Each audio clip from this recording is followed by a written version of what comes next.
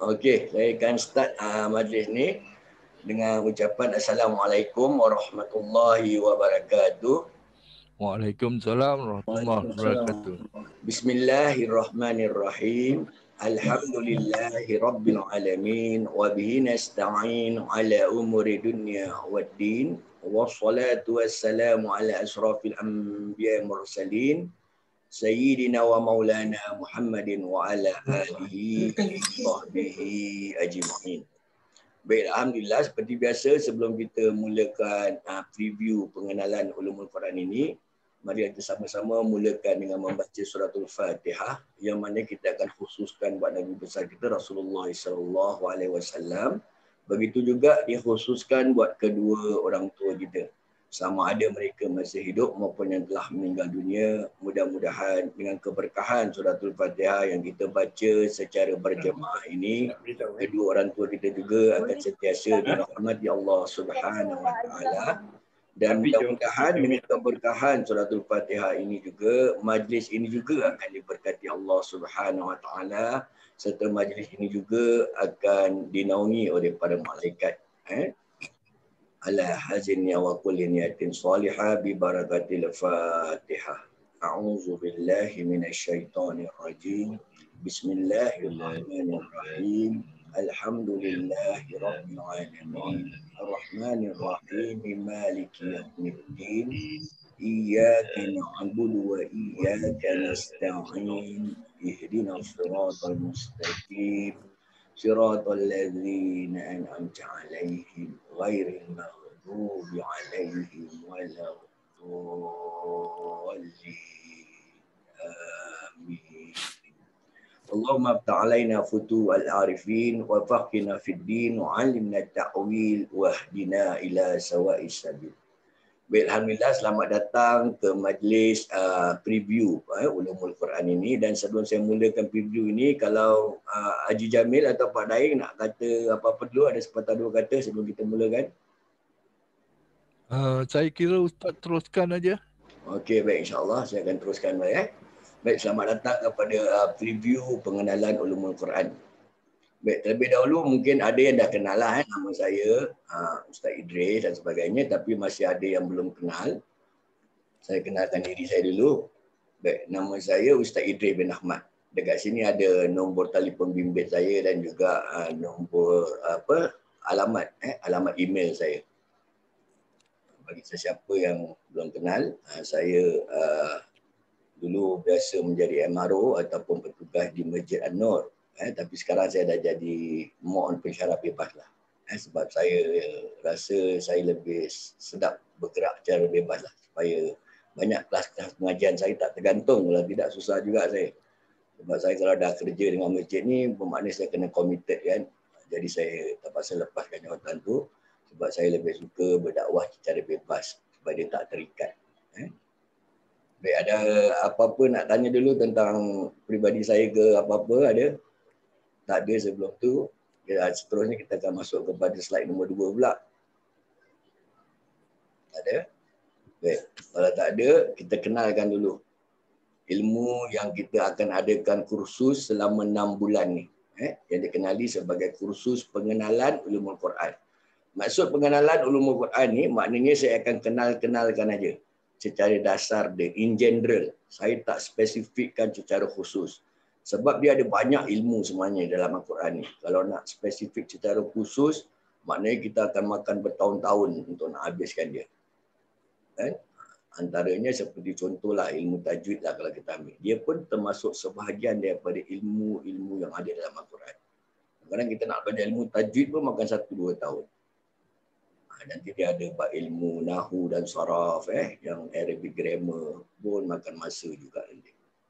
Jadi saya ambil secara dasar atas sebab saya buat secara dasarnya saja sebab saya nak kasih masyarakat umum kita ni tahu yang dalam Al-Quran ni sebenarnya kita ada banyak ilmu-ilmu yang ada dalam Al-Quran. Dan sekurang-kurangnya kalau kita dapat belajar ulumul Quran ini, kita pun tahu sedikit sebanyak dia punya konsep dengan ulumul hadis pun sama juga. Macam mana kita belajar ulumul Quran, dalam hadis pun dia ada banyak lagi ilmu-ilmu hadis. Kalau kita ada ilmu tafsir Al-Quran, dalam hadis kita ada ilmu syarah hadis. Kan? Jadi kaedah dia lebih kurang sama. Dan kenapa kita perlu tahu kaedah-kaedah ni walaupun tak secara terperinci, secara dasarnya, sebab daripada kaedah inilah baru kita nampak gambaran bagaimana ulama-ulama fuqaha. Ulama fuqaha ni ada ulama yang dalam bidang fiqah. Macam imam-imam mazhab ni, macam mana mereka mengistimbatkan hukum, macam mana mereka mengeluarkan hukum melalui Al-Quran dan hadis. Ulama-ulama mazhab kita ni semua pun mereka ambil hukum ni pun daripada Al-Quran dan hadis. Tapi kenapa ada perbezaan pula kalau ambil Quran dan hadis? Kan? Mazhab Imam Syafi'i kata gini, mazhab Imam Hanafi kata gitu, Imam Maliki kata gini. Sebab mereka punya usul. Kan? Dalam fiqh, kita ada lagi satu ilmu, kaedah dia dipanggil ilmu usul fiqh. Tapi tentang pengajian usul fiqh ni memang pihak IRDA dia jayakan melalui Ustaz Dr. Adib. Sebab apa Ustaz Dr. Adib? Sebab dia memang ahli bidang itu. Dia memang ahli bidang fiqh. Tapi dia berkait lah, maknanya apa yang saya ajar ni, dia berkait dengan hadis juga, dan hadis dengan Al-Quran juga berkait dengan pengajian usul fiqh. Nanti dari situ baru kita nampak gambaran, oh macam gini cara kaedahnya, patutlah dia orang ada selisih pendapat, ulama ni kata gini, ulama tu kata gitu. Dia ada kaedah-kaedah yang tertentu. Tapi yang itu saya serahkan pada Ustaz Dr. Adib nanti. Ustaz Dr. Adib memang pakar bidang fiqh. Sebab dalam pengajian agama ni, setiap bidang ilmu yang ada dalam agama Islam, dia punya kepakaran masing-masing. Dia ada spesialis masing-masing. Dia contohnya ibaratkan macam kita pergi hospital. Dalam hospital tu, semua doktor yang ada kat hospital tu, dia orang tak ada sama kepakaran. Dia ada berbeza-beza kepakaran. Ada yang pakar bahagian jantung, ada pakar bahagian kulit, ada pakar doktor pakar mata dan sebagainya. Jadi kita ni macam mana nak pergi rujuk dengan siapa? Tengok kepada penyakit apa yang kita sedang ada ni, yang sedang kita hadapi. Contoh kita kat rumah ni, kalau sakit jantung, takkan kita nak lari kat bawah blok pergi jumpa dentist pula. Maknanya tak sesuai lah rujukan tu. Kalau jantung, kita kena pergi heart center dan sebagainya. Begitu juga dalam bab agama kita ni. Quran, dia ada di pakar dia. Semua ulama-ulama yang menafsirkan Quran ini dikenali sebagai mufassirin contohnya. Kalau hadis pun ada pakar-pakar hadis yang dikenali sebagai muhadisin. Kalau ulama-ulama bahagian fiqah ni dikenali sebagai para fuqaha. Jadi dia orang adalah kepakaran dia. Ilmu tasawuf, nanti ada ulama-ulama yang bidang tasawuf. Ada ilmu akidah, ada ulama yang pakar bidang akidah dan sebagainya. Ini kaedah kita menuntut ilmu dalam agama Islam ni. Baik. Apakah makna ulumul Quran? Kita nak belajar about ulumul Quran, setidak-tidaknya kita nak kena tahu dulu apa makna ulumul Quran ini. Jangan kita masuk kursus. Kursus apa orang masuk? Ulumul Quran. Tapi kita tak tahu apa makna ulumul Quran. Sebab melalui pengajian yang saya buat ni, ulumul Quran ni dah lama juga. Bila saya ajak pelajar-pelajar masuk, diorang rata-rata tanya, Ustaz nak kena baca ke Ustaz? Diorang ingat ni kelas mengaji Quran.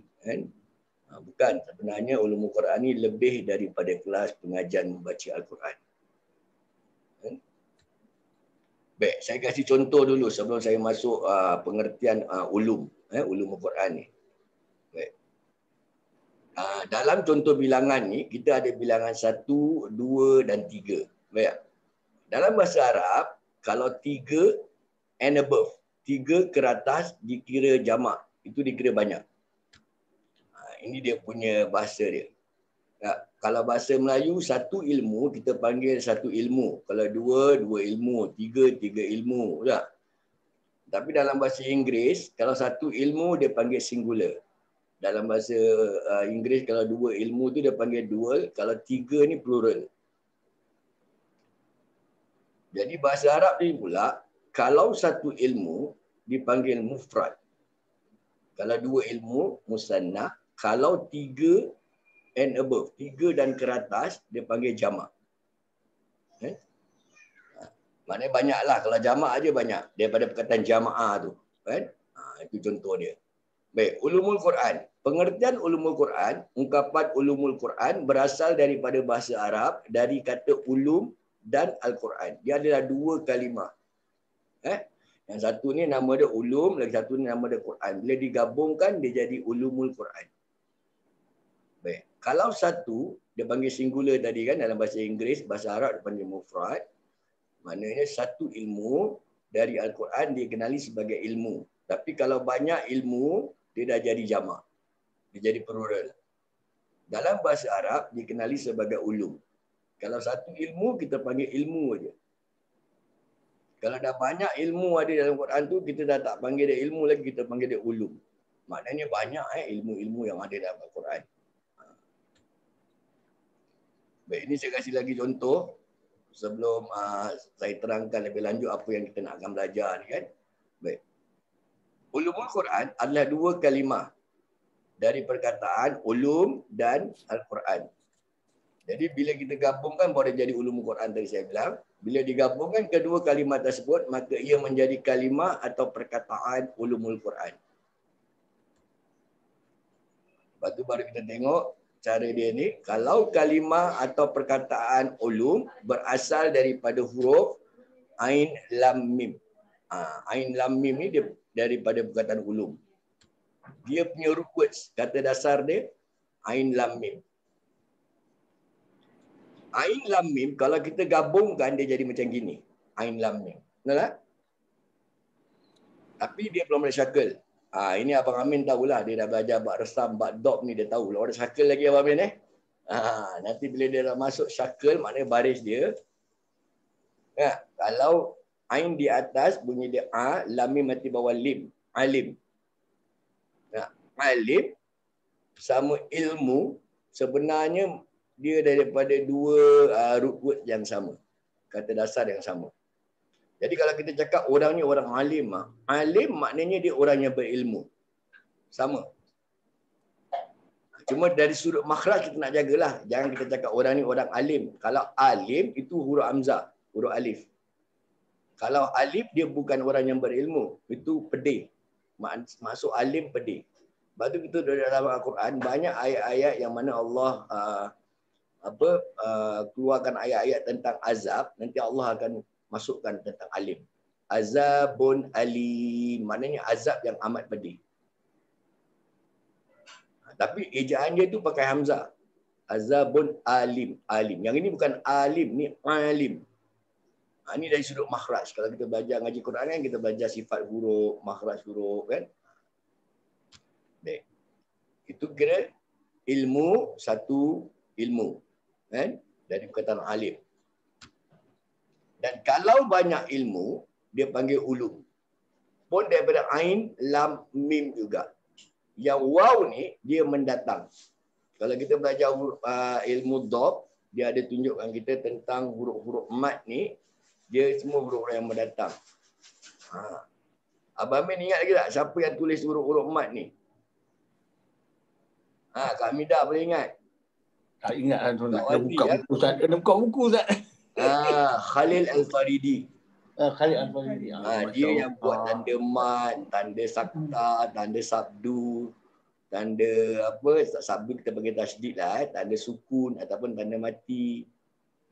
Kalau syakal yang baris atas, baris bawah, baris depan, titik-titik huruf ni semua Abu Aswad Ad-Du'ali.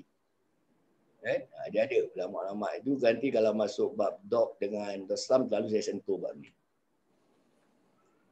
Okey, ini kita ambil contoh mufrad dengan jamak dalam bahasa Arab. Kalau satu orang alim, kita panggil alim. Orang tu orang alim, mana orang tu orang berilmu. Itu mufrad. Satu orang. Tapi kalau dah banyak orang alim, kita panggil dia ulama. Jadi para ulama ni adalah orang-orang yang alim-alim ni banyak orang alim. Kurang-kurangnya 3 orang alim. Minimum dalam bahasa Arab 3 and above dia panggil jamak. Sebab tu kalau kita doakan jenazah kan, ada jenazah lelaki kita panggil Allah, kita baca Allahumma ighfirlahu warhamhu. Kalau jenazah perempuan Allahumma ighfirlaha warhamha. Kalau jenazah ramai kita baca Allahumma ighfirlahu warhamhum. Ini kaedah bahasa Arab. Dia punya wazan tu. Wazan itu kita kena faham. Kalau satu orang lelaki kita panggil rajulun. Kalau banyak lelaki rijalun. Perempuan pun sama ya. Perempuan kita panggil imra'atun. Kalau satu orang perempuan, kalau ada banyak nisa. Itu surah An-Nisa tu maknanya surah tentang banyaknya orang-orang perempuan. Bilangan yang banyak lah maksud dia. Sebuah masjid, satu masjid kita panggil masjid. Kalau banyak masjid kita panggil masajid.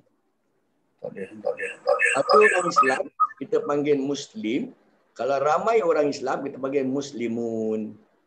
Ini kaedah bahasa Arab. Kalau satu orang Nabi kita panggil Nabi. Saya cerita pasal Nabi Muhammad SAW.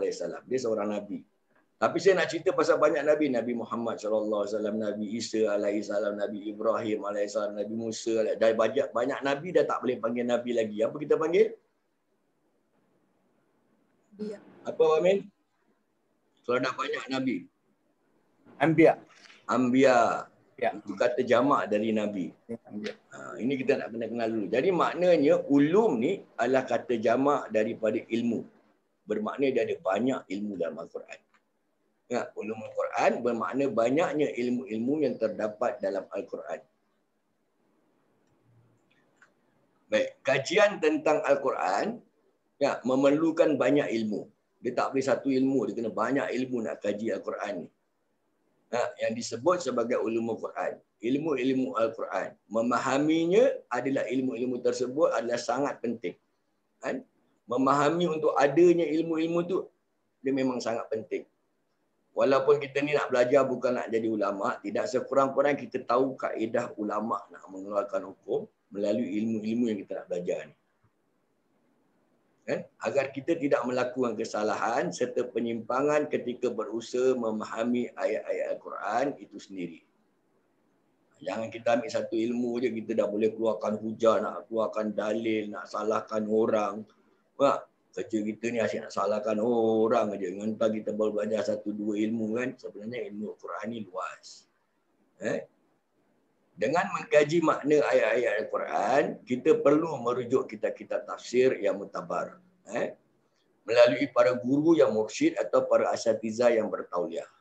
Ini penting. Maksudnya, kitab dah betul. Tapi kalau guru yang mengajar tak betul pun jadi tak betul juga kefahaman. Sebab tu kadang-kadang orang yang berdalil ni, dalil ayat Quran, sikit-sikit keluar hadis, sikit-sikit ayat. Bukan kita kata ayat tu salah. Bukan kita kata hadis tu salah. Betul. Tapi pemahaman dia tu betul ke tak betul. Ini cara kaedah dia. Orang ingat orang-orang yang teroris, ISIS dia bunuh orang sana, bunuh orang ni, bom sana. Orang ingat dah tak pakai ayat Quran ke?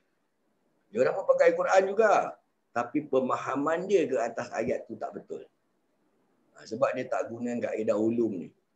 Ulum Quran ni bukan sekadar ambil petik satu ayat dia terus keluarkan hukum. Bukan gitu kaedah dia. Kalaulah semudah itu boleh dilakukan, ulama-ulama ni tak payahlah nak susah-susahkan ada ilmu tafsir, ilmu takwil, ilmu ni semua tak payah ada. Kalaulah semudah itu kita boleh faham agama Islam, kat negeri Arab, semua orang Arab tak payah pergi belajar universiti yang tinggi-tinggi ni. Universiti Madinah ke universiti kat Jordan, kat Mesir ni tak payah. Ada bukan gitu kaedah dia. Sebab tu kita nak belajar ulum Al-Quran ni, kita nak tahu kaedah dia dulu. Agar kita mendapat kepahaman yang benar dan tidak terjerumus ke dalam kepahaman yang menyimpang. Ini penting.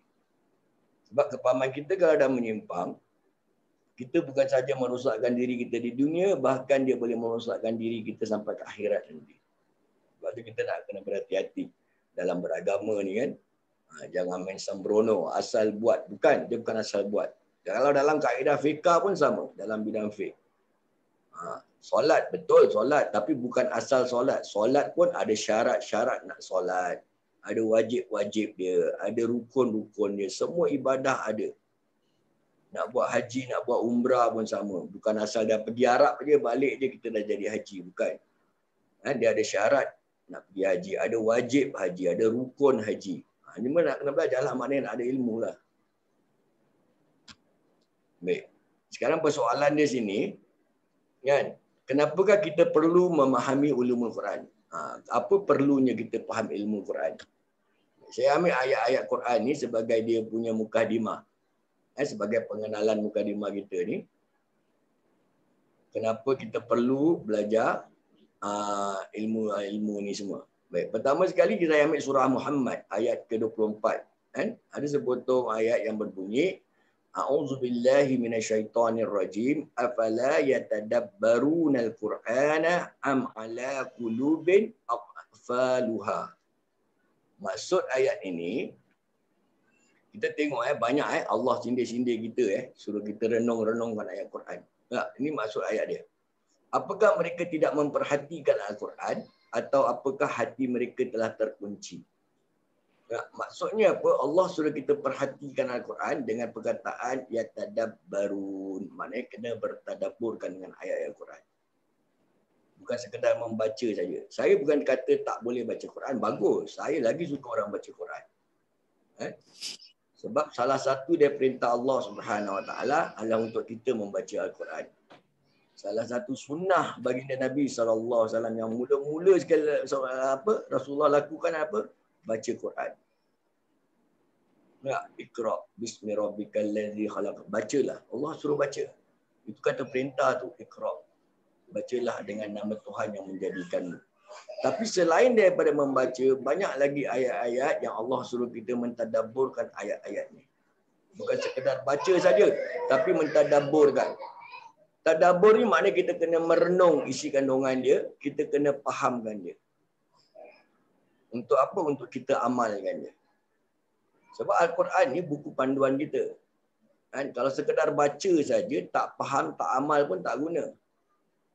Dia ibaratkan seperti burung kakak tua je. Kita tak naklah jadi burung kakak tua, sekurang-kurangnya kita boleh baca. Baguslah, bukan tak bagus baca Quran ni kan. Baru kita upgrade lah sikit ilmu kita daripada boleh baca, cuba boleh fahamkan, memahami apa yang kita baca. Kena belajar bahasa Arab sikit-sikit, kan? Asas-asas dia.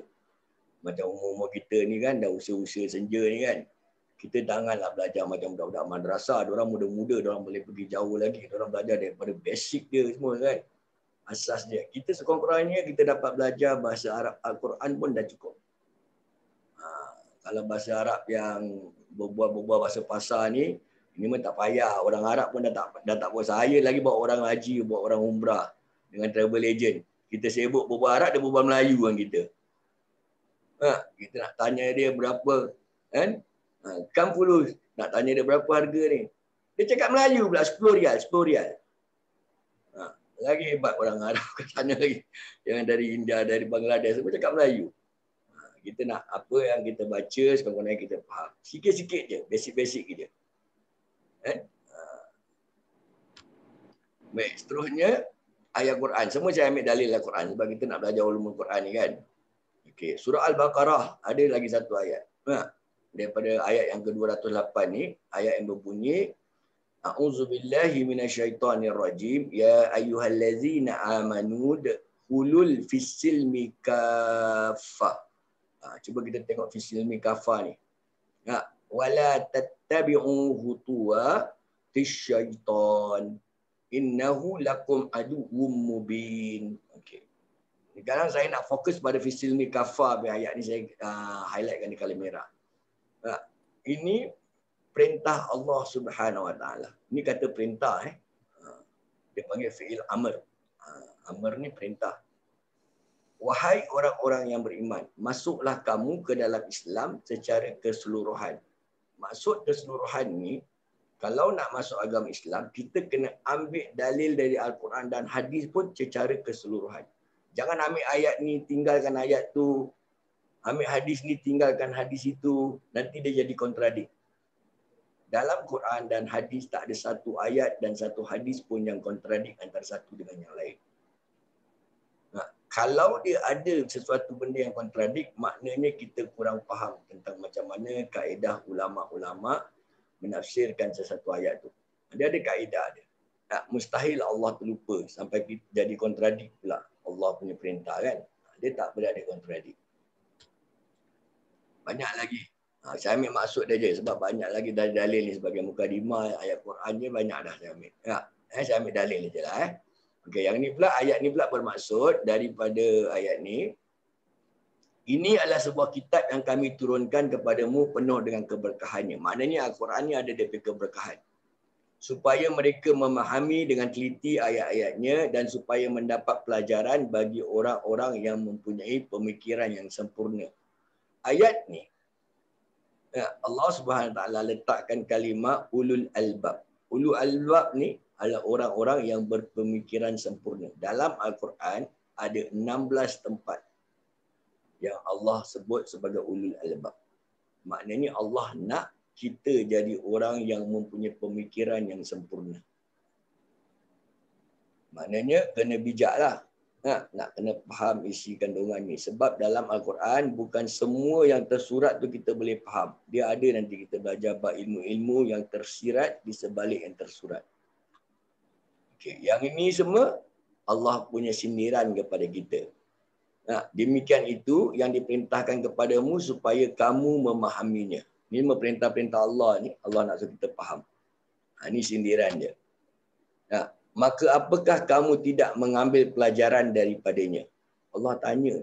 Takkan Allah tak tahu. Allah maha mengetahui. Tapi Allah sindir kita. Allah suruh kita ambil pelajaran daripada ayat Quran. Okey, seterusnya pula. Allah sindir lagi. Maka apakah mereka tidak memperhatikan Al-Quran? Allah suruh kita perhatikan Al-Quran. Maknanya kena renung ilmu-ilmu yang ada dalam Al-Quran ini. Lepas tu Allah kata apa lagi? Apakah kamu tidak berfikir?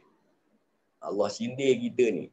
Kita tak pernah terfikir pun sebenarnya ilmu Quran ni banyak dia punya ilmu. Kan? Kita lebih fokus, baguslah, bukan saya kata tak bagus belajar ilmu tajwid, bagus. Tapi jangan terlalu fokus pada ilmu tajwid hingga terlupa ilmu-ilmu yang lain kita tak ambil berat pun tak boleh. Dia kena seimbang. Kita kena berilmu ni kena seimbang. Jangan fokus doa dengan ilmu-ilmu fiqah sampai tasawuf kita tinggalkan.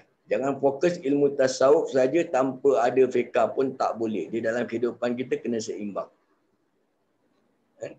Ini kaedah kita menuntut ilmu dalam agama Islam.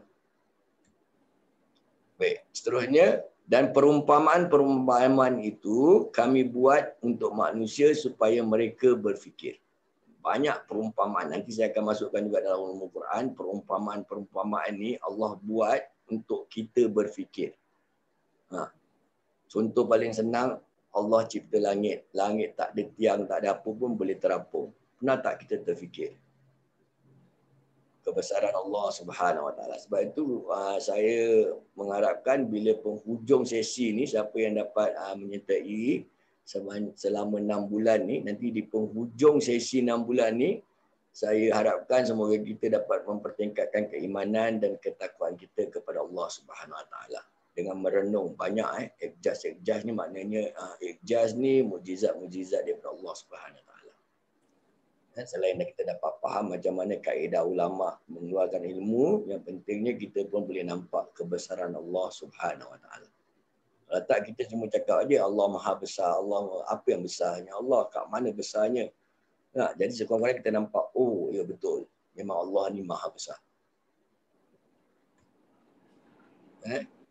Okey, yang ini pula supaya mereka mengambil pelajaran. Banyak perumpamaan yang Allah cipta ni. Untuk apa Allah cipta? Untuk kita ambil pelajaran. Sebab tu kita kena belajar untuk menjadi orang yang berilmu agar dapat mengambil pelajaran. Ini pun sama juga. Ulul albab lagi disebut. Hanya orang-orang yang berakal saja yang dapat mengambil pelajaran. Nampak tak? Yang ulul albab ni. Innama yatazakkaru ulul albab.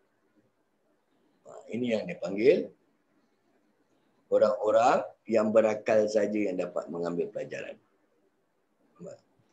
Jadi kalau kita ni hidup di muka bumi menjadi hamba Allah SWT, kita naklah menjadi orang yang mempunyai akal fikiran. Menjadi ulul albab. 16 kali Allah sebut dalam Al-Quran. Dalam berbagai surah. Tentang perkataan ulul albab. Ini anjuran Allah SWT. Baik. Seterusnya pula, saya akan masuk kenapa kita perlu memahami ulumul Quran. Pertama, kita kena perlu memahami ilmu Quran sebab saya mengajar ngaji juga. Saya pun ada kelas ilmu tajwid juga selain daripada ulumul Quran ni kan. Selalu saya pesan dengan murid-murid yang belajar ngaji ni kan, pelajar-pelajar ni, saya bilang dengan diorang, kita ni belajar ngaji Quran sebenarnya bukan sekadar membaca, tapi saya ada gunakan konsep 3M saya bilang. 3M ni apa maksud 3M? M yang pertama ni, Selain daripada membaca, yang keduanya adalah memahami. Itu penting. Bukan baca saja, tak faham pun tak boleh. Dan yang ketiganya, kalau dah faham, barulah kita mengamalkan isi kandungan dia. Betul tak? Macam mana kita nak amalkan? Kalau faham pun tak, macam mana nak faham? Baca pun tak pernah. Jadi bermula daripada membaca, memahami dan mengamalkan. Penting. Kita penting untuk nak faham dan amal ni. Sebab Al-Quran ini merupakan buku panduan. Kita punya book of guidance. Dia yang membimbing kita untuk mendapat kesejahteraan di dunia dan juga kesejahteraan di akhirat. Inilah Al-Quran punya matlamat sebenarnya. Semua ilmu kita nak belajar, mesti ada buku panduan. Nak jadi doktor pun ada buku perubatan. Nak jadi lawyer pun ada buku perundangan. Yang kita nak berjaya kat dunia, kat akhirat, dunia dan akhirat, ada Al-Quran. Jangan cakap doktor lawyer lah. Kita nak belajar memandu pun ada buku highway code. Kena ambil highway code kan? Lepas tu ada buku highway code. Kalau tak belajar highway code, awak ingat awak boleh memandu? Tak boleh. Sebab kita tak tahu undang-undang. Kita ingat lampu merah boleh jalan. Rupanya tak boleh. Kita ingatkan double yellow line boleh parking. Rupanya tak boleh. Dia ada daripada undang-undang do and don'ts. Dalam Al-Quran pun dia ada undang-undang dia. Dia ada kaedah dia. Yang mana Allah larang, yang mana Allah perintah suruh buat, kita buat. Yang mana Allah larang, kita tinggalkan. Tapi kita baca je, kita tak tahu yang mana satu ayat larangan, mana satu ayat perintah. Jadi sekurang-kurangnya kita belajar ulumul Quran ni, kita dapat faham. Oh, ini larangan dia gini. Ini suruhan dia gini. Inilah matlamat untuk belajar ulumul Quran. Baik. Ini ilmu-ilmu yang kita nak belajar sepanjang 6 bulan yang mendatang ni. Sebelum tu saya nak tanya, apa-apa ada soalan dulu tak? Siapa nak tanya boleh tanya je. Ada apa-apa soalan nak tanya? Ustaz, dalam 6 bulan tu kita ada break bulan puasa kan? Ramadan nama raya. Saya. Kita kena break lah. Bulan ada break. Biasanya bulan puasa kita cuti lah. Kita memberi tumpuan untuk beribadah sepanjang Ramadan lah. Dan biasanya juga lazim lah orang Melayu kan. Raya kita ambil cuti 2 minggu lah. Nak ziarah-ziarah. Tapi tak tahulah ni COVID nak ada ziarah macam mana Tapi tak apalah. Kita dah terbiasa. Saya dah terbiasa dah selalu Ramadan. Saya cuti sama saya kasih 2 minggu pertama bulan Syawal. Jadi 1 bulan setengah Ustaz ya? Sebulan setengah. Tak boleh lama-lama raya. Lama-lama raya semua lengit nanti. Semua naik lemak. Dah 2 minggu cukup. InsyaAllah. Dan lagi satu kali cuti nanti bila masuk 10 Zulhijjah. Kita menyambut Aidiladha tu pula. Hari Raya Haji kita cuti lah.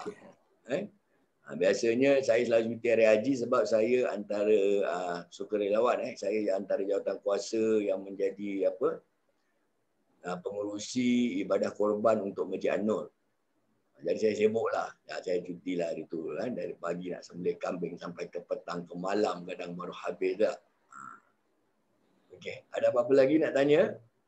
Kalau bab pentadbiran, apa-apa nanti insyaAllah Haji Jamil boleh bantu. Jawabkan tentang pentadbiran. Tentang pembayaran, apa-apa semua, semua Haji Jamil yang uruskan. Saya tentang ini je lah. Ilmu-ilmu yang kita nak belajar je. Ada? Ada apa-apa nak tanya? Tak ada? Okey. Tak ada. Tak ada. Okey, tak ada. Baik, kalau tak ada, ilmu dalam Al-Quran ni banyak Tapi antara yang saya kumpulkan untuk 6 bulan yang akan datang ni cuma 18 ilmu je. Jadi ilmu yang pertama sekali kita nak belajar nanti dalam bab ulumul Quran ini ada ilmu tentang sejarah Al-Quran. Saya rasa siapa yang belajar ilmu dok pun saya dah masukkan bab sejarah Al-Quran. Dia termasuk jugalah dalam sejarah ni ilmu dok dan juga ilmu resam. Sebab sejarah ni penting. Sejarah ni penting. Apa-apa pengajian pun kita kena balik pada sejarah dia baru kita nampak dia punya asas dia. Kenapa, macam mana wahyu ni turun, macam mana ia dikumpulkan, macam mana ia ditulis, dibukukan sampai jadi mushaf. Ini semua termasuk bab sejarah. Nanti ilmu yang keduanya Saya akan berkongsi tentang ilmu-ilmu maki dengan madani ataupun dikenali sebagai ilmu-ilmu makiyah ataupun madaniyah. Makiyah ni maknanya ayat-ayat wahyu yang turun ketika Rasulullah berada di Mekah pada 13 tahun yang pertama. Ayat yang turun selepas Rasulullah hijrah dikenali ayat-ayat madaniyah. Madaniyah ni maknanya daripada perkataan Madinah. Madani, Madaniyah, Madinah. Maki, Makiyah, Mekah. Kan? Nanti ada juga ayat Rasulullah dah hijrah kat Madinah, Rasulullah masuk balik Mekah untuk buat haji dan umrah. Kalau haji dan umrah masuk Mekah lah. Sebab kat Mekah saja yang ada Kaabah untuk bertawaf. Rasulullah tak boleh buat haji umrah dekat Madinah, tak boleh. Kan? Haji dan umrah hanya di Mekah sebab hanya di Mekah saja yang ada Kaabah. Dan kita bertawaf hanya di Kaabah. Tak boleh tawaf tempat selain Kaabah. Kan? Jadi maknanya ada wahyu turun juga ketika Rasulullah buat haji dan umrah. Ada wahyu turun di Mekah. Tapi wahyu itu juga dikenali sebagai ayat-ayat madaniyah. Dia tak boleh makiyah. Walaupun turun kat Mekah. Sebab dia pay counting start bermula daripada hari yang dia hijrah tu. Waktu dia hijrah tu dah habis. Mekah dah habis. Lepas tu dah sampai Madinah semua ayat-ayat madaniyah. Walaupun Rasulullah masuk balik Mekah. Rasulullah masuk balik Mekah pun dikira ayat-ayat madaniyah. Ini semua saya akan kongsikan apakah perbezaan nak tengok ayat Mekah dengan ayat Madinah ni, macam mana ulama boleh tahu. Ada kaedah-kaedah dia. Ada ayat-ayat yang mereka boleh faham. Okey, yang nombor 3 ni pula saya akan kongsikan juga ilmu tilawah, tajwid dan taranum. Apa makna tilawah? Tilawah maknanya pembacaan Al-Quran. Dia ada rukun-rukun baca Al-Quran pula. Kita ada 3 rukun baca Al-Quran. Apakah rukun-rukun dia? Ini semua nanti akan saya bentangkan dalam kursus ni. Tilawah maknanya pembacaan. Contoh macam ni. Kita pernah dengar dekat Malaysia selalu anjurkan tiap-tiap tahun dia ada majlis tilawatul Quran. Tilawatul Quran tu maknanya majlis pembacaan Al-Quran. Dulu, zaman saya kecil-kecil lah, 60-an, 70-an, dia tak dikenali sebagai majlis tilawatul Quran. Dia dikenali sebagai majlis musabakah Al-Quran. Dulu kita panggil musabakah. Musabakah ni maknanya pertandingan Al-Quran. Jadi orang mula komen, apalah Quran pun nak bertanding ke Quran. Jadi pihak penganjur untuk nak mengelakkan komen-komen yang negatif ni, dia tukarkan nama. Daripada majlis musabakah kepada majlis tilawah. Itu aja. Tapi konsep sama. Konsep dia bertanding juga, siapa menang dapat hadiah dan sebagainya.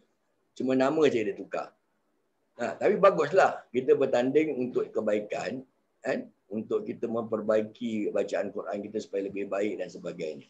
Dengan bertaranum dan sebagainya. Tapi dalam bab pembacaan ini, dia ada kaedah nak baca. Bukan asal baca, asal berbunyi je bukan. Baru kita masuk bab ilmu tajwid. Nanti dalam bab ilmu tajwid ni saya kongsikan sikit apa-apa kepentingan dalam ilmu tajwid. Selain daripada mengenal hukum makam. Dia juga yang penting kena pastikan sebutan-sebutan makhraj huruf tu, sifat-sifat huruf. Ini semua penting. Dan seterusnya nanti bila dah baca dengan bertajwid dan sebagainya, ada lagi satu ilmu pembacaan ni, dia panggil ilmu taranum. Taranum dia mulalah berlagu kan. Berlagu ni pula nanti dia ada nama-nama lagu dia. Seperti Bayati, Hijaz, Syekar, Nahwan. Kan? Ini nama-nama lagu. Macam kita menyanyi, menyanyi pun ada banyak lagu. Ada nama lagu rock, ada sentimental rock, ada balada, ada reggae, ada dangdut lah. Macam inilah lebih kurang. Ini maknanya ada kesenian dia lah. Baca Quran ni ada seni dia. Okay, nombor 4 ilmu terjemahan. Terjemahan is just ilmu translation je. Terjemah saja. Daripada bahasa Arab ke bahasa Inggeris, bahasa Arab ke bahasa Melayu, bahasa Arab ke bahasa Cina. Itu aja. Terjemah. Bismillahirrahmanirrahim. Dengan nama Allah yang Maha Pengasih lagi Maha Penyayang. Dah, itu aja. Itu terjemahan. Nanti saya tunjukkan beza dengan tafsir pula lain. Dan nak terjemahkan dia kan, dia perlukan satu ilmu, dia panggil ilmu tafsir nanti. Dan saya akan kongsikan juga dalam Al-Quran ni ada ayat-ayat yang muhkamat dan ada juga ayat-ayat yang mutasyabihat. Kalau Muhammad ni dia ayat-ayat yang jelas nyata. Kita baca saja ayat ni kita dah nampak dah apa yang Allah nak perintahkan pada kita, apa yang Allah nak larangkan. Tapi ayat-ayat mutasyabihat ni adalah ayat yang samar-samar. Kan? Dia tak boleh kita andaikan seperti membaca je kita boleh faham, tak. Dia ada benda yang tersirat di sebalik tersurat yang kita nak kena faham. Jadi macam mana kaedah ulama nak memahamkan ayat-ayat yang tersirat ni. Lepas tu baru saya tunjukkan kaedah macam mana ulama gunakan ilmu tafsir dan takwil. Dia berbeza dengan terjemahan tadi. Terjemahan is just translation. Dia ada kaedah tafsir. Kaedah tafsir inilah ulama-ulama mufassirin kan, yang menafsirkan ayat Quran dan juga mentakwilkan ayat Quran ni, dia gunakan semua kaedah ulumul Quran. Bukan sekedar terjemahan. Selalunya kita ni baca kitab-kitab terjemahan, ambil ayat ni makna dalam bahasa Melayu dia gini, kita ingat gitu hukum dia. Bukan itu cara dia. Kalaulah semudah itu kita boleh faham agama kita, anak-anak kita kat madrasah semua dah jadi ulama dah. Sebab mereka boleh faham bahasa Arab. Mereka boleh translatekan bahasa Melayu. Tapi bukan gitu kaedah. Kalaulah semudah itu kita boleh faham bahasa Arab, translate bahasa Melayu, boleh faham agama kita macam gitu, ulama-ulama yang mufassirin ni, yang tafsir Quran ni, seperti Ibn Katsir kan, Al-Khutubi, ni semua diorang tak payah nak sibuk-sibuk susahkan diri nak tafsirkan ayat. Awak baca dah boleh faham apa? Buat apa nak tafsirkan lagi? Hadis pun sama, awak baca matan hadis tu awak dah boleh faham. Dan buat apa ulama-ulama nak pergi syarahkan hadis tu lagi? Sebab tu kita baca kitab Imam Bukhari, Sahih Bukhari je kita, wow, ini je ada hadis tau, Sahih. Imam Bukhari dah cakap ni, nampak? Imam Bukhari riwayatkan hadis ni gini. Bukan gitu kaedah dia. Nak faham hadis tersebut, matan tersebut, kitab Imam Bukhari, ada seorang ulama nama dia Ibnul Hajar Asqalani, dia syarahkan hadis tersebut. Syarah tu macam tafsir lah. Kalau Quran dia tafsir, kalau hadis dia panggil syarah. Dia huraikan lagi untuk beri kita kefahaman. Dalam sebuah kitab nama dia Fathul Bari. Imam Muslim punya hadis, Imam Nawawi rahimahullah yang syarahkan. Imam Nawawi yang huraikan dalam kitab seperti Riyadatus Shalihin. Ulama-ulama dah buatkan dah untuk kita, tapi kita tak nak ikut kaedah diorang. Kita baca je dia punya matan hadis, kita ingat begitulah dia punya terjemahan. Bukan, itu cuma terjemahan, belum huraian dia lagi. Yang ketujuh, nak huraikan dia pun kita kena faham buat ilmu asbabun nuzul. Sebab apa ayat tu turun? Asbabun ni daripada perkataan asbab. Nuzul turun. Asbab maknanya sebab. Sebab apa wahyu ni turun? Dia ada ayat-ayat Quran, dia ada sebab-sebab tertentu baru Allah turunkan wahyu. Ada pula yang tak ada sebab pun Allah memang nak turunkan. Ayat tu sebab nak beri kita peringatan, pengajaran dan sebagainya, ataupun hukum hakam. Ini pun banyak saya tunjukkan tu. Setiap ilmu ni yang kita nak belajar, setiap yang ada 18 ilmu saya kumpul ni, saya akan ambilkan beberapa contoh untuk kita renungkan. Ada yang 6, 7 contoh. Ayat Quran juga saya gunakan. Ilmu nahu dan saraf. Ini pun penting. Saya akan masukkan juga. Hari tu orang yang belajar ilmu dok pun saya masukkan juga ilmu nahu dan saraf. Baru kita nampak dia punya grammar. Ini grammar. Nahu dan saraf ni grammar. Saraf ni juga dikenali sebagai tasrifat. Dia punya pecahan wazan dia. Dia punya ni kenapa dia ni baca him, dia tu baca home. Kita kena faham lah. Ini semua melibatkan bab kiraat. Sebab tu ada kiraat-kiraat kita, Imam Hashim memanglah kita baca na'an'amta alaihim. Tapi ada kiraat seperti Ibn Katsir, dia tak baca alaihim. Alaihimu, dua harakat. Dia hidupkan him dia tu. Itu dia panggil silah menjama'. Ada tak baca alaihim, tak baca alaihimu. Ada kiraat yang baca, yang ada perawi yang baca alaihum. Bukan alaihim, alaihum. Kita baca siratal ladzi, huruf sad. Ada kiraat baca huruf sin. Siratal, dia bukan si. Dia siratal. Ini semua terlibat dalam bab tasrifat nanti. Ilmu saraf tu. Dan seterusnya saya akan kongsikan juga ilmu i'rab. Ulama mengi'rabkan sesuatu ayat tu yang kita baca ni, setiap baris-baris yang ada dalam Al-Quran sama ada dia berbaris atas, bawah atau depan. Yang kita kenali sebagai fathah, kasrah, dhammah ni bukan suka-suka ulama tulis. Hari tu yang bab ilmu dot saya dah terangkan, ada seorang ulama yang pakar nahu ni, nama dia Abu Aswad Ad-Du'ali. Dia ada 2 kaedah nak tulis. Satu dia panggil kaedah nukat i'jam, satu nukat i'rab. I'rab ni tentang baris. Baris je kalau salah awak baca atau awak letakkan baris salah, dia akan membawa makna yang salah. Sebab baris ni dia akan melibatkan konsep seperti kalau kita belajar kat sekolah dulu ada subjek yang membincangkan tentang subjek, objek, predicate tu. Kan? Dia baca salah baris, dia boleh jadi salah makna. Sebab tu Al-Quran ni semua, pakar-pakar nahu dah buatkan dah kita syakal dia. Asal dia tak ada syakal, tak ada baris. Diorang dah buat yang untuk kita. Kalau tak, kita lagi nak baca lengit nanti macam mana. Kan? Sebagai contoh saya ambil macam ni je lah. Kalau saya bilang Ali tendang bola. Jadi dia punya cerita Ali tendang bola ni, dia punya subjek, we are talking about Ali. Siapa dia punya objek? Objek dia bola. Yang jadi bahan tendang ni bola. Bola tu dia punya objek. Tapi kalau awak salah baris dia, dia boleh jadi bermakna bola tendang Ali. Jadi opposite way. Ini contoh. Pun saya akan tunjukkan cara ulama mengi'rabkan sesuatu ayat tu. Dan juga ada ilmu balagha. Balagha ni ilmu bahasa. Dalam ilmu bahasa, kita kena faham, bahasa Arab ni pun dia macam bahasa Melayu.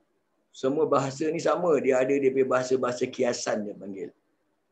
Sebab tu dalam bahasa Arab, ilmu balagha ni terbagi kepada 2. Satu dia panggil balagha hakiki, satu dia panggil balagha majazi ataupun majaz.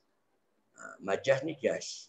Dia kiaskan kepada benda lain. Contoh, kalau dalam bahasa Melayu kita kata apa, tangan panjang. Apa makna tangan panjang kiasan orang Melayu? Tangan panjang apa kita bilang? Kalau orang Melayu lah. Pencuri lah Ustaz, pencuri. Ambil. Pencuri kan? Pencuri lah. Bahasa Melayu dia kiaskan kat tangan panjang, tapi buat bahasa Arab bukan tangan panjang pencuri. Dia ada bahasa kiasan yang lain pula.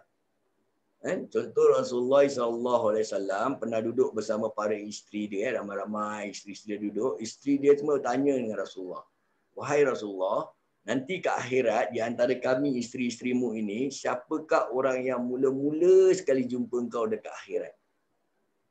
Yang jumpa engkau dekat syurga. Rasulullah masuk syurga lah, dah tentulah kan. Jadi kita semua ni, siapa yang mula-mula sekali masuk syurga jumpa engkau? Rasulullah kata apa? Siapa di antara kamu yang paling panjang tangannya? Itu dia Rasulullah kata. Tapi itu bukan bahasa hakiki, itu bahasa majaz. Rasulullah kiaskan.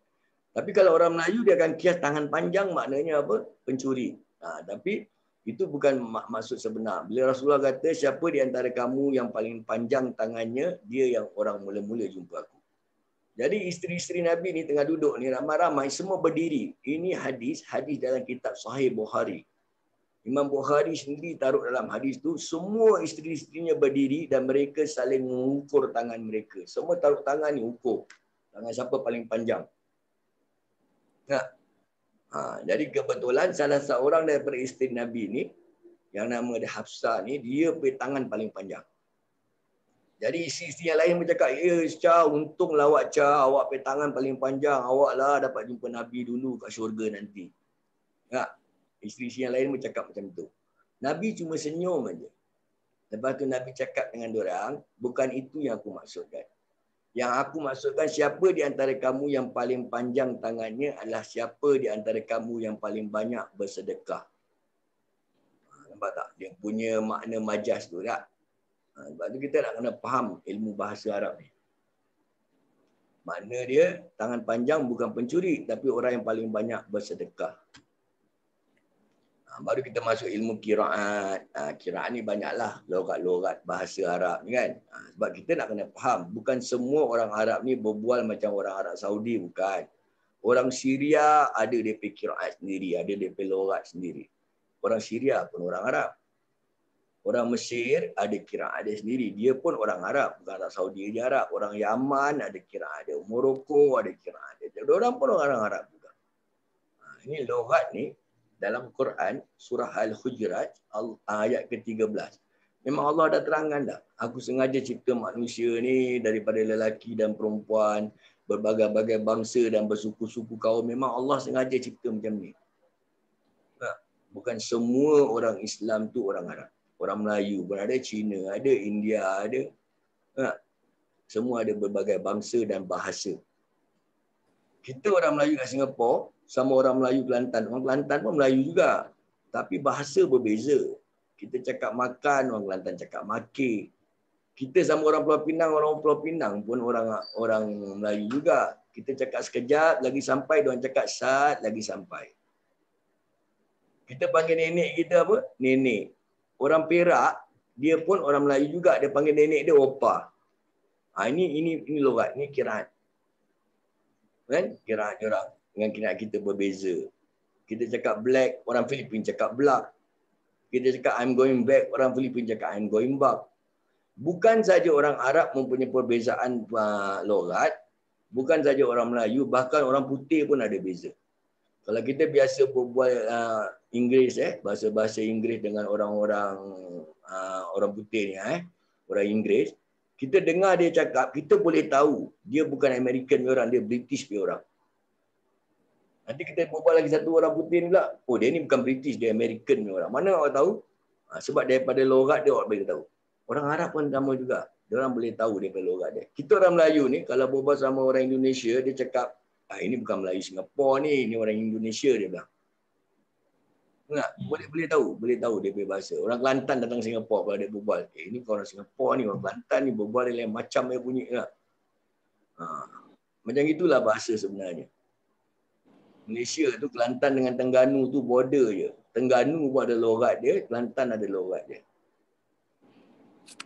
Kadang-kadang logat ni pun boleh membuat pengaruh macam mana ulama menafsirkan sesuatu ayat. Dia dari sudut bahasa juga ni. Okey, seterusnya saya akan masukkan juga tentang ilmu mujmal dan mubayyan. Mujmal ni ayat-ayat yang Allah terangkan tapi tak ada keterangan dia.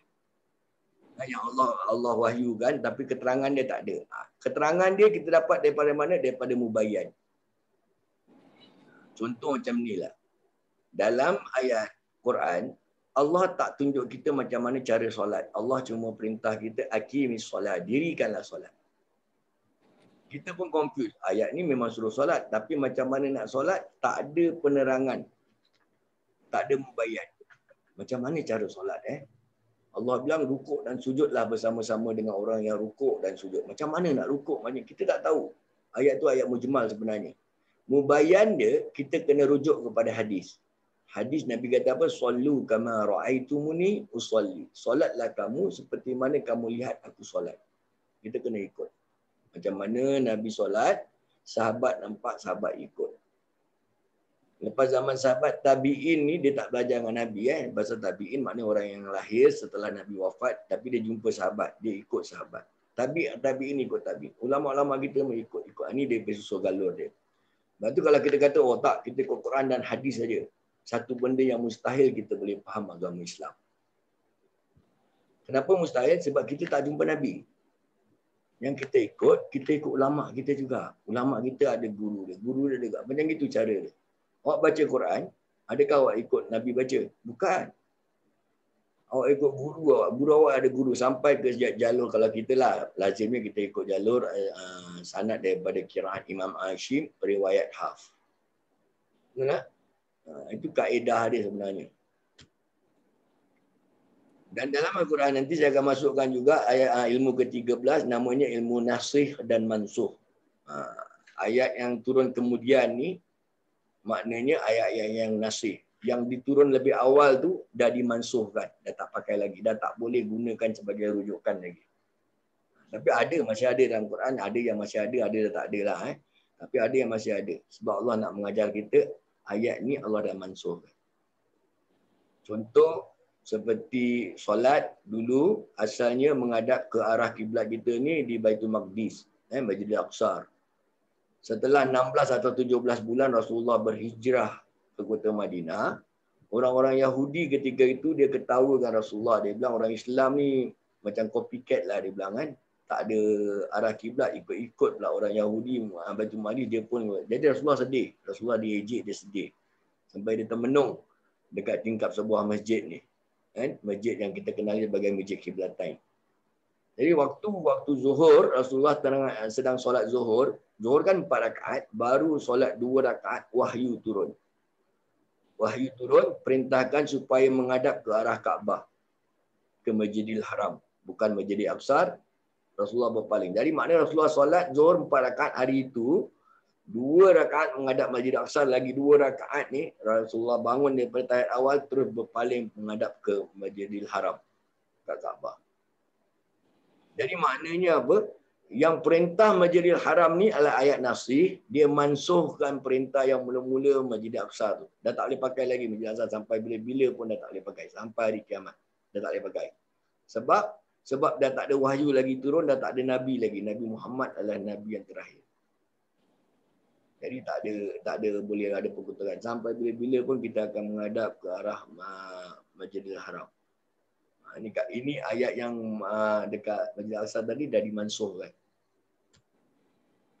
Baik, ayat nombor ilmu yang ke-14 ni kita akan belajar ilmu-ilmu yang am dan khas. Banyaklah kalau ayat Quran tentang am dan khas ni. Contoh am ni kalau Allah Subhanahu taala berfirman dengan ayat yang berbunyi ya ayyuhan nas, maknanya wahai manusia, maknanya dia am untuk semua manusia termasuk orang kafir juga. Tapi kalau untuk orang-orang Islam saja, Allah akan gunakan kalimah ya ayyuhallazina amanu, wahai orang-orang yang beriman. Ini khas untuk orang Islam. Kita nak ikut Nabi, boleh, kita boleh ikut Nabi. Tapi ada benda yang kita tak boleh ikut Nabi. Sebab dia dikhususkan untuk Nabi saja. Kita bukan Nabi, kita tak boleh ikut dia. Bukan semua A to Z kita boleh ikut Nabi, tak. Ada benda yang am boleh, yang khas untuk Nabi saja kita tak boleh ikut. Contoh, Nabi boleh kahwin lebih dari 4. Kita tak boleh. Kita maksimum 4. Ini kaedah. Sebab tu ada orang nak kahwin sampai lebih pada 4. Ikut mana ada kita ikut Nabi. Nabi dia khusus untuk Nabi saja. Kita dalam hukum fiqah kita cuma 4. Maksimum. Itu pun dalam Al-Quran kata jika mereka dapat berlaku adil. Selalu diorang tertinggal yang ini je. Yang berlaku adil diorang tertinggal. Diorang cuma ambil ayat kat depan aja. Kan? Dia ambil kat depan, kahwinlah 4 atau 3 atau 2 atau kalau tak mampu baru kahwinlah 1. Dia kan 1 kalau tak kalau nak tambah 2, 3 atau 4 atau kalau tak berlaku adil ambil 1 balik. Selalu orang nak cakap adil ni senang, cakap senang, nak buat tu susah. Okey, yang nombor 15 kita akan belajar ilmu-ilmu mutlak dan muqayyad. Okey, mutlak ni ayat-ayat dalam Al-Quran dah secara mutlak dah. Allah dah tetapkan dah.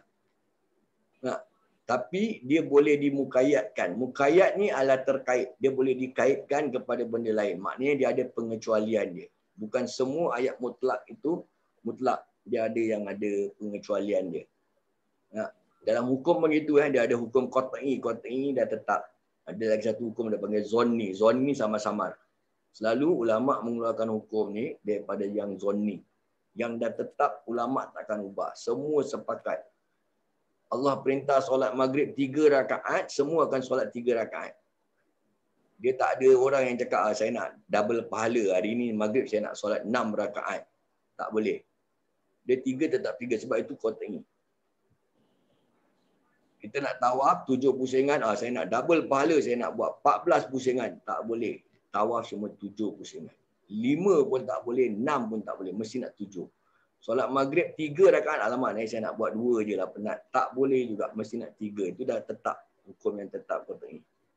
Mutlak pun itu. Dia dah tetap, tapi dia ada muqayyad dia. Contoh, mutlak dan muqayyad. Dalam Quran, Allah nyatakan dengan jelas, kamu diharamkan untuk diharamkan memakan bangkai, darah dan inzir. Inzir ni tak ada muqayyad. Dia tak ada pengecualian. Maknanya inzir dah tetap haram. Sebab ayat tu dah mutlak. Tapi bangkai dan darah ni ada dia punya pengecualian. Ada muqayyad. Kita boleh makan bangkai dan darah. Bangkai dan darah yang macam mana? Ikut pada ayat muqayyad daripada hadis, Nabi kata apa? Kita boleh makan ikan. Walaupun ikan tu bangkai, kita boleh makan. Awak pergi pasar, awak beli ikan dah mati ke belum? Ikan hidup lagi, melitik ikan kat depan apik tu baru kita beli. Tak. Ikan tu dah mati dah. Itu dah kena bangkai lah. Tapi kita boleh makan bangkai yang seperti ikan.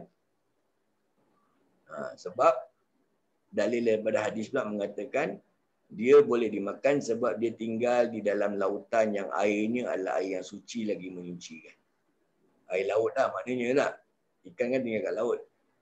Maknanya air laut ni boleh dianggap wuduk. Dia air suci lagi menyucikan. Itu dari sudut bangkai yang kita boleh makan. Dari sudut darah yang kita boleh makan, Rasulullah kata apa? Boleh makan darah yang tidak mengalir. Maknanya darah yang mengalir kita tak boleh makan. Tapi darah yang tidak mengalir boleh. Contohnya seperti hati ataupun limpa. Hati dan limpa ni dia asalnya dari darah tau sebenarnya. Cuma dia dah tak mengalir. Itu sebab dia boleh dihalalkan makan. Baik, ilmu nombor 16 ni dia panggil ilmu maktub dan mafhum. Mafhum kita tahu. Maknanya sedia maklum lah. Mafhumnya macam gini. Yang sedia maklumnya macam gini. Itu mafhum. Maktub ni. Okey. Maktub, contoh saya kasih contoh macam ini. Contohnya ayat maktub dalam Quran, Allah kata apa? La taqrabuz zina. Maksud la taqrabuz zina ni jangan kamu hampiri zina. Jadi secara mafhumnya, secara automatiknya lah saya cakap, secara automatiknya, mafhumnya kalau Allah dah perintah jangan hampiri zina, maknanya berzina pun tak boleh. Nah, hampir pun dah tak boleh, apa lagi berzina. Dalam Quran Allah cuma kata apa? Jangan kamu cakap dengan orang tua kita apa walaupun dengan perkataan ada cakap cih pun tak boleh, betul tak? Kalau itu pun dah tak boleh, apa lagi kita merherdik dia, kita maki hamun dia, kita pukul tendang terajang lagi tak boleh. Itu mafhumnya lah. Secara automatik kita tahu. Allah dah bilang pun tak boleh, apa lagi yang lebih pada Allah dah bilang hampiri zina pun tak boleh, apa lagi yang zina tu mafhumnya lagi tak boleh. Okey, seterusnya ada ilmu qasas. Qasas ni makna kisah. Banyak dalam Quran ni kisah-kisah para anbiya yang kita boleh ambil pengajaran. Bukan Allah suka-suka nak cerita pasal kisah-kisah Qarun, kisah kaum Nabi Musa, kaum Nabi Saleh. Bukan Allah suka supaya kita ambil pengajaran. Banyak kisah-kisah ni. Nanti akan saya masuk juga 2-3 kisah yang kita boleh ambil dia punya ibrah ataupun pengajaran. Dan yang terakhir sekali saya akan masukkan ilmu i'jaz. I'jaz ni maknanya mukjizat. Kita tengok kat mana letaknya mukjizat. Mukjizat Al-Quran itu. Banyak Al-Quran cerita-cerita tentang mukjizat ni. Untuk kita renung tentang kebenaran apa yang Allah wahyukan yang dalam Quran ni. Dan 18 ilmu ni semua, mereka sebenarnya saling terkait. Antara satu ilmu dengan ilmu ni. Jadi awak nak faham satu ayat, awak nak kena faham semua ilmu ni. Dia berkait. Contoh awak nak faham tafsir Al-Quran ni, awak nak faham asbabun nuzul dia, awak nak kena faham ayat ni nasih ke mansuh, awak nak kena faham dari sudut nahwu dan saraf dia, awak nak kena faham dia punya qiraat dia macam mana dia baca. Dia berkait. Sebab tu saya letak gambar rantai. Sebab apa? Rantai ni namanya rantai sebab dia daripada satu besi dia berkait kepada satu besi yang lain, dia berkait pada besi yang lain, dia saling berkait, itu dia panggil rantai. Kalau rantai satu piece of metal yang tidak berkait, itu bukan rantai. Namanya rantai ni dia mesti berkait. Macam ginilah saya contohkan, letak gambar rantai supaya awak faham semua ilmu-ilmu berkait antara satu dengan yang lain. Itu saja saya punya preview untuk malam ini, dan selanjutnya nanti kalau siapa yang mempunyai kesempatan dan berminat untuk masuk bab ulumul Quran ni, baru saya akan perincikan satu persatu insya-Allah. Okey, untuk hari ini ada siapa-siapa nak tanya apa-apa, saya buka peluang untuk sesi soal jawab. Ustaz, boleh tanya? Kita ada pakai kitab tak untuk ulumul Quran? Dia ada kitab ulumul Quran ni ada.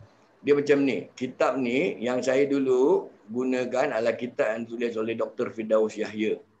Saya selalu ambil kitab-kitab yang ustaz-ustaz Singapura, ulama-ulama Singapura tafsir saya gunakan, seperti Syekh Abdullah Jufri, almarhum Syekh Ahmad Suhaji kan. Sebab apa saya ambil orang-orang Singapura ni? Ini kaedah saya lah Bukan saya kata ulama-ulama lain salah, tak. Diorang pun betul. Saya ambil ulama Singapura ni sebab mereka lebih arif tentang masalah kita dekat Singapura lah, kegunaan-kegunaan yang sesuai dengan saya ni dulu bekas pelajar daripada Malaysia UIA dulu kan. Lepas tu banyak pensyarah-pensyarah ni bila diorang terangkan saya tentang hukum-hukum faraid, pembagian harta dan sebagainya, saya tanya buat CPF diorang tak tahu. Sebab diorang tak ada konsep CPF masa tu. Tapi kalau kita tanya ustaz-ustaz ulama Singapura, dia orang Singapura kan, dia tahulah kaedah-kaedah dia gitu kan. Baik. Yang kitab ni pula sebenarnya ada kitab. Saya gunakan kitab daripada Ustaz Firdaus Yahya. Cuma kalau kita nak belajar, saya belajar kitab ni dengan dia 2 tahun baru habis. Jadi macam mana ni saya bilang 2 tahun dia kursus ni. Wah, ini kat Irdak ni boleh betapa kita kan 2 tahun. Jadi saya nak mudahkan, saya cuba saringkan ambil dia punya intipati saja. Kan basic-basic dia 1, 2, 3, 18 ilmu ni semua memang dalam buku tu ada. Cuma saya ambil intipati dia, jadi saya buat secara PowerPoint slide. Nanti biasanya dalam kursus ni Haji Jamil akan buatkan nota. Jadi maknanya saya tak gunakan kitab tu lah. Saya cuma ambil intipati dari kitab tu. Kalau nak pakai kitab tu 2 tahun tu saya belajar.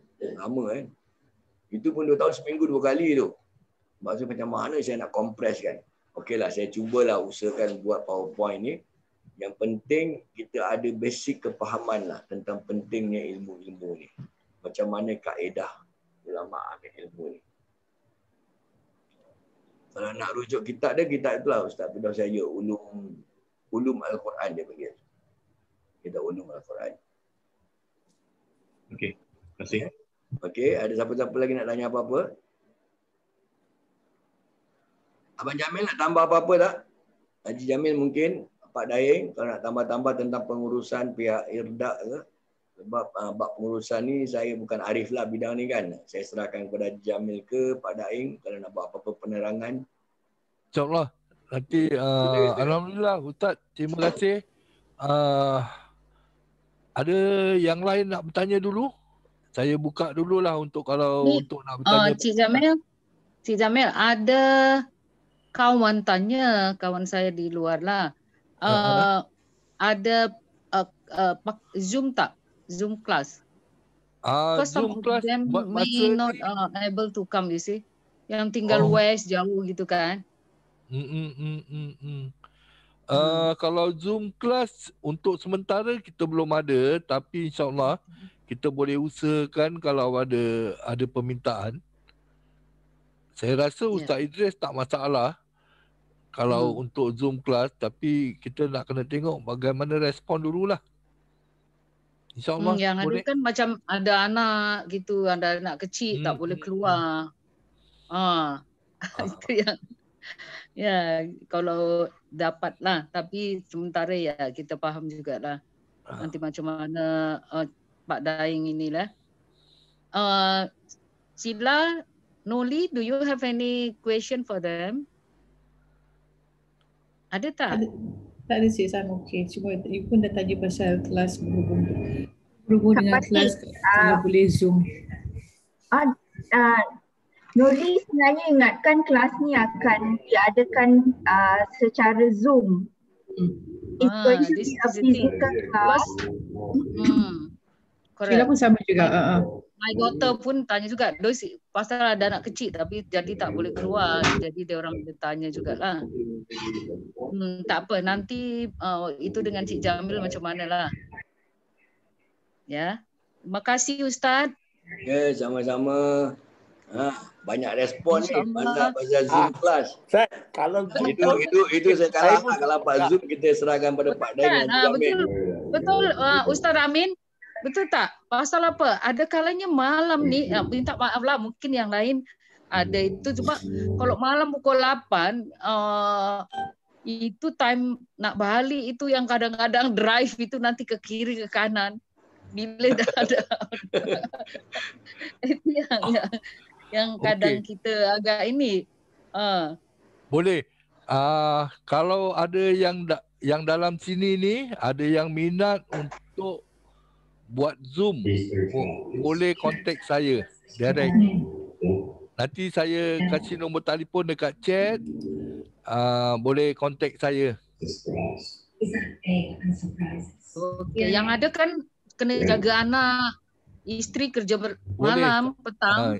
Jadi tak boleh keluar rumah. InsyaAllah itu saya yang, boleh yang usahakan. ada yang tanya gitulah. InsyaAllah boleh diusahakan. Saya tak ada masalah, insyaAllah saya boleh datang sana. Ustaz Zoom okey Ustaz? Online pun boleh ya. Ustaz Zoom okey lah kira? Saya okey. Ustaz prefer physically atau Zoom? Mana-mana pun sama je. Yang penting saya nak awak semua faham je dia punya ilmu-ilmu ni. Ini yang penting. Mana awak rasa selesa. Ada orang dia datang baru dia faham. Ada orang kat Zoom pun dia dah boleh faham. Okey. Ini yang penting je. Saya tak tahu yang ni tadi ni saya buat dia punya review je. Faham ke tak faham dia tak tahu. Kalau boleh faham maknanya okeylah Zoom tu. Alhamdulillah Ustaz. So far it's very clear. Yeah. Presentation dia ni ada orang dia suka live ke depan, ada suka Zoom. Saya tak kisah mana-mana boleh. Sebab memang saya ada juga few classes yang saya gunakan Zoom pun banyak juga. Kan? Tapi saya serahkan pada peserta dengan pihak penganjur lah. Pihak IRDA. Maknanya IRDA ni nanti Haji Jamil akan bincang dengan Pak Daeng ke macam mana cara pengurusan ni, saya serahkan pada mereka lah.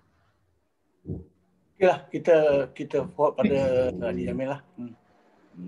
Ya, kalau ramai yang minta Zoom, kita akan consider adakan kelas untuk Zoom juga selain kelas fizikal. InsyaAllah. InsyaAllah. It's very good topic sebenarnya di Jamil. Biasanya saya pun susah juga nak keluar. Yang kelas Saturday itu karena pukul 5 itu pun kadang-kadang kan ada miss juga. Tapi insyaAllah kalau Zoom kita cuba jadi saya mungkin punya anak, menantu pun boleh sebab diorang ada yang jaga anak, tak boleh keluar. Yalah, alhamdulillah. Nuli usul ya. Tak kisah, saya serahkan pada pihak IRDA lah tu. Ya Ustaz. Terima kasih banyak Ustaz. Ya insyaAllah mudah-mudahan kalau kita ada jodoh lah dengan ilmu ini, mudah-mudahan lah insyaAllah. Yang penting kepahaman dia je. InsyaAllah. Terima kasih Ustaz. Sama-sama. Okey. So faham tak yang tentang ilmu-ilmu yang kita nak belajar ni, kenapa penting ilmu ni? Itu pun penting. Alhamdulillah. Terang Ustaz, penerangannya cukup clear. Okey, alhamdulillah. Asal fahamlah daripada konsep, bukan kita ambil satu ayat je kita boleh keluarkan hukum, bukan gitu kaedah ulama kita, bukan. Dia ada kaedah dia, Dia tengok asbabun nuzul dia tengok dari sudut bahasa Arab dia tengok daripada qiraat dia. Dia tengok ayat ni ayat nasikh ke mansukh. Banyaklah kaedah ulama kita. Sebab tu kita kena bersyukurlah. Allah kurniakan kepada kita para ulama yang macam gini, Diorang cukup berhati-hati jaga agama kita. Ini perjuangan diorang, ini dakwah diorang. Tapi kita pula ambil sambil lewa je. Rugilah maknanya. Okey, Abang Jamil nak tambah apa-apa lagi? Sejauh ni Pak Daeng ada? Pak Daeng nak tambah apa-apa lagi boleh silakan.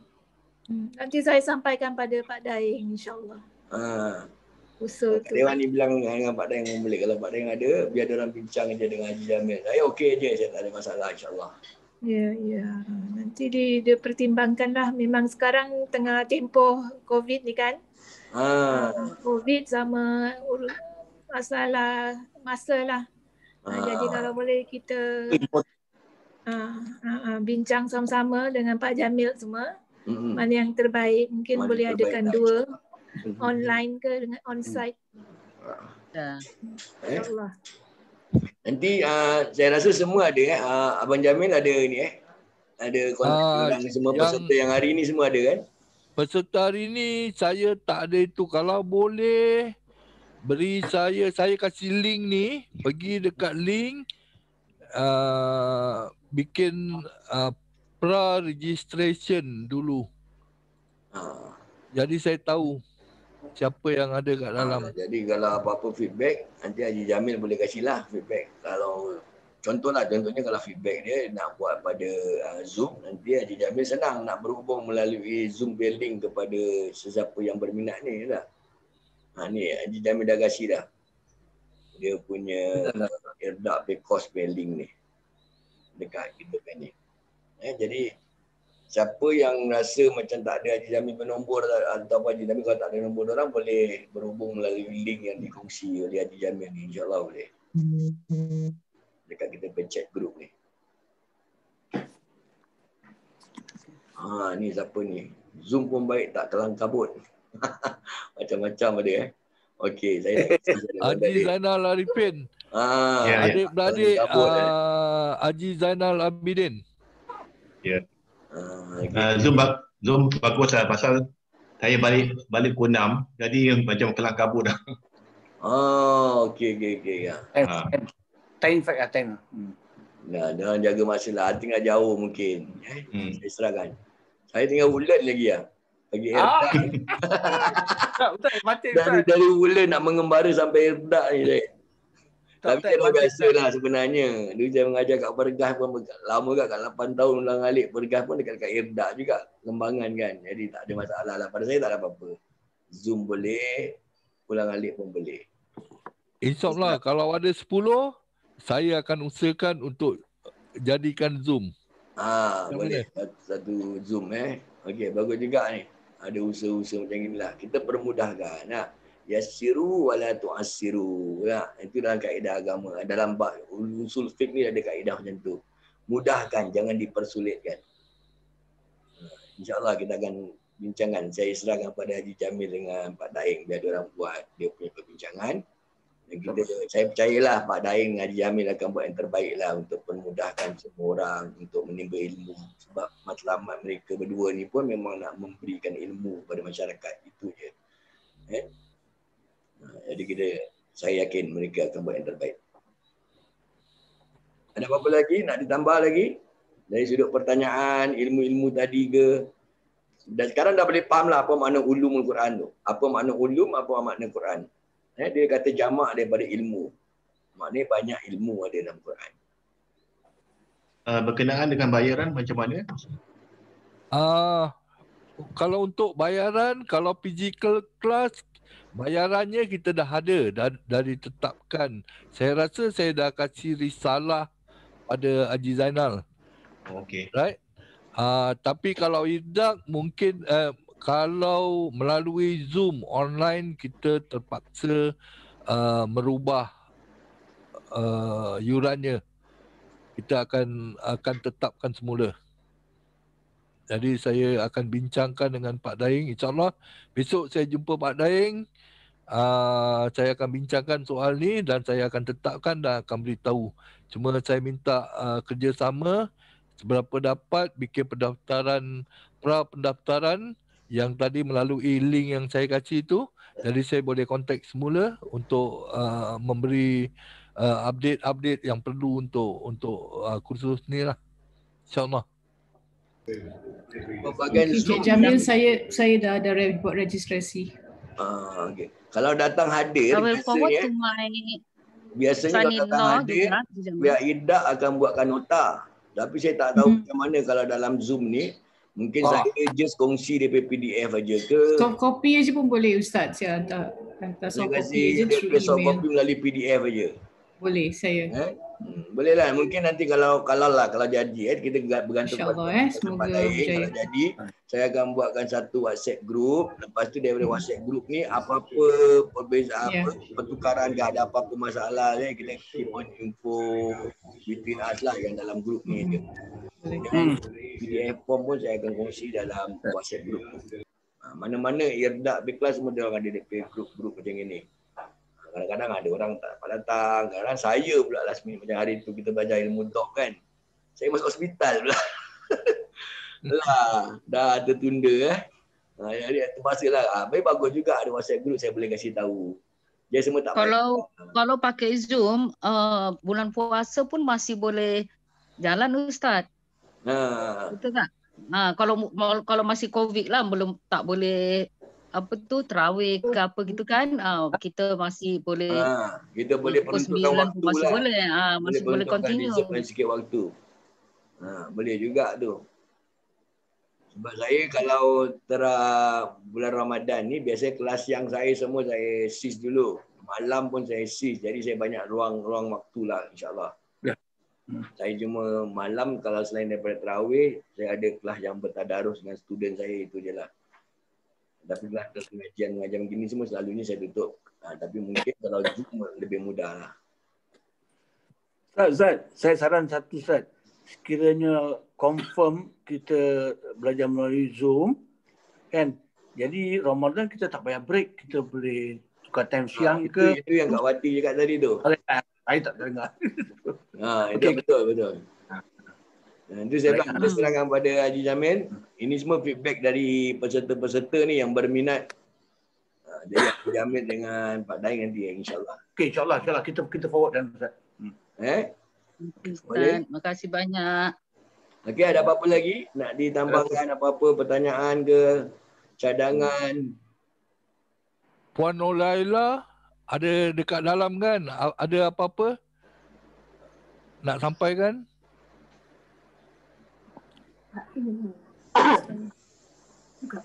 Boleh nak bersiap apa-apa Kak Nolaila? Okey Ustaz, nantilah Laila. Ustaz dengar tak ni? Dengar. Okey Ustaz, insyaAllah pasal Laila prefer physical class lah. Tapi tengoklah macam mana. InsyaAllah nanti tengoklah macam mana. Kita tunggu dulu macam mana Haji Jamil cakap and Pak Daeng cakap. Kita be concern later lah. Tengok macam mana. Tapi Laila memang berminat kelas ni insyaAllah. Pasal yang kelas Ustaz yang lepas tu ada hal jadi tak dapat ikuti. Mudah-mudahan ni ada dua-dua lah Ustaz insyaAllah. Boleh insyaAllah. InsyaAllah saya tak kisah boleh. Kita serahkan pada Pak Daeng ni. Okey insyaAllah. Haji Jamil biar dia orang buat dia decision lah. Okey, terima kasih Ustaz. Terima kasih. Sama Kak Laila. Lagi ada apa lagi nak tambah apa-apa lagi? Pandangan, pendapat, soalan apa-apa boleh sama-sama kongsikan. Ada? Ada Ustaz. Ada? InsyaAllah. Okay. Tak ada Baik. Kalau tak ada, Abang Jamil tak ada apa-apa lagi Tak ada. Abang Jamil, Pak Daeng tak ada apa-apa? Tak ada. Saya serahkan pada Ustaz kalau nak buat penutup. Okey. Kalau tak ada apa-apa, saya tutup saja majlis ini. Saya terlebih dahulu saya mengucapkan ribuan terima kasih kepada anda semua yang sudi meluangkan masa untuk preview pengenalan ulumul Quran ini. Mudah-mudahan preview ini juga menambahkan sedikit sebanyak ilmu kita yang menjadi ilmu yang diberkati Allah Subhanahu Wa Taala. Dari itu kita tutup dengan membaca tasbih kafarah dan juga surah Al-Asr. Mudah-mudahan apa yang kita hajatkan akan disampaikan oleh Allah Subhanahu Wa Taala insya-Allah. Subhanakallahumma wa bihamdika asyhadu an la ilaha illa anta wa astaghfiruka wa atubu ilaik. Bismillahirrahmanirrahim. Wal 'asr innal insana lafi khusr illa allazina amanu wa 'amilus shalihat wa tawassaw bil haqqi wa tawassaw bis sabr. Sadaqallahul azim. Aqulu qawli hadza wa astaghfirullahal azim li wa lakum. Wassalamualaikum warahmatullahi wabarakatuh. Waalaikumsalam warahmatullahi wabarakatuh. Syukran jazilan Ustaz. Terima kasih Ustaz. InsyaAllah jumpa lagi insyaAllah. Terima kasih. Syukran.